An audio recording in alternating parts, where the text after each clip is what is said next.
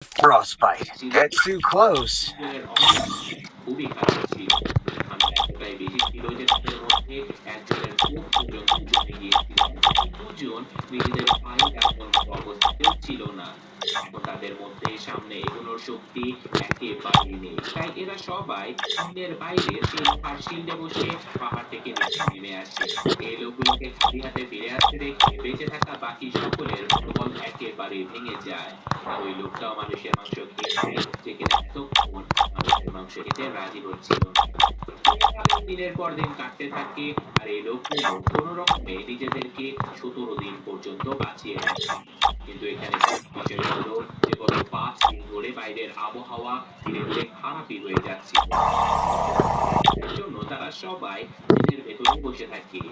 তখনই একটা বিশাল তুষার ঝড় তাদেরকে গ্রাস করে ফেলে আর প্লেনটাকে ভেতর পর্যন্ত দিয়ে উড়িয়ে দেয়। ভেতরে থাকা অনেক লোক বরফের নিচে চাপা পড়ে যায়। এবং যে লোকগুলো বরফের উপরে ছিল তারা এই ঘটনা খুবই ভয় পেয়ে যায়, কিন্তু তারপরেও তারা সাহস দেখিয়ে বলল Get too close, and you'll get frostbite.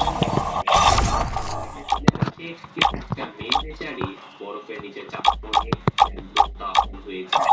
সে বরফের মধ্যে মারা গিয়েছিল। আর এই লোকগুলো এইসব অনেক ভয় পেয়ে যায়। এরা সবাই এই দুর্ঘটনা ঠিকমতো সামলে উঠতে পারছিল না। তখন বাইরে থেকে অদ্ভুত সব আওয়াজ হতে থাকে। আর যখন এই লোকগুলো বাইরের দিকে তাকায় তখন তারা বুঝতে পারে যে আরো একটা বড় তুফান তাদের দিকে ধেয়ে আসছে। আর এবারের তুফানটা তাদেরকে গ্রাস করে নিয়েছিল। Get too close, and you'll get frostbite. এতটাই জোরে ছিল যে তাদের পুরো প্লেনটাই বরফের নিচে তলিয়ে গিয়েছিল।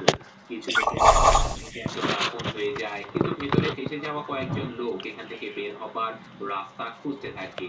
তাদের মধ্যে একজন লোক ঝটপট প্লেনের